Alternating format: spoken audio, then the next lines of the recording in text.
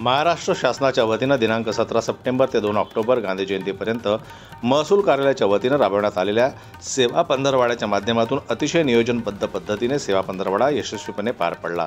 उपविभागीय अधिकारी प्रदीप कुमार पवार यांच्या नेतृत्वात तहसीलदार सागर ढवळे यांच्या मार्गदर्शनात नायब तहसीलदार चारुदत्त पाटील यांच्या माध्यमातून पांदन रस्ते मोकळे करून शेतकऱ्यांना दिलासा देण्यात आला।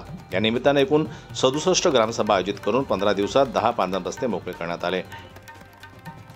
दिनांक 17 सप्टेंबर ते 2 ऑक्टोबरपर्यंत राष्ट्रपिता ते राष्ट्रनेता या सेवा पंधरवड्याअंतर्गत एकूण मोर्शी तालुक्यात 67 ग्रामसभा आयोजित करण्यात आल्या होत्या।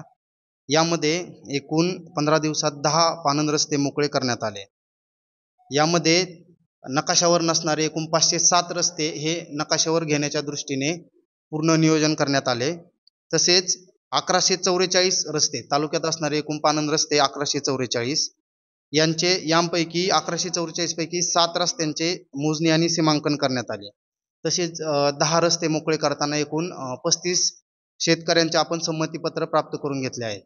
तर यामध्ये सर्वांना विनंती आहे की अजूनही आपल्याकडील कुठलाही रस्ता जर नकाशावर येण्याचा बाकी असेल तर आपल्या गावातील ग्राम महसूल अधिकारी यांच्याशी संपर्क करावा। नकाशावर नसणारे एकूण 507 रस्ते नकाशावर घेण्याच्या दृष्टीने पूर्वनियोजन करण्यात आलं। तालुक्यात असणारे एकूण 1144 पांदन रस्त्यांपैकी 7 रस्त्यांची मोजणी आणि सीमांकन करण्यात आलं। 10 रस्ते मोकळे करताना एकूण 35 शेतकऱ्यांचे संमतीपत्र प्राप्त केले असल्याचे तहसीलदार सागर ढवळे यांनी माहिती देताना सांगितलं।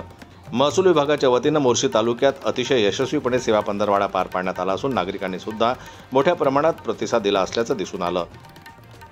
जनमत लाईव्ह न्यूज करता मोर्शीहून सोमेश्वर शहाणे यांची रिपोर्ट। मराठी बातम्यांसाठी आमच्या चॅनलला लाईक करा, सबस्क्राईब करा आणि बेल आयकॉन दाबायला विसरू नका।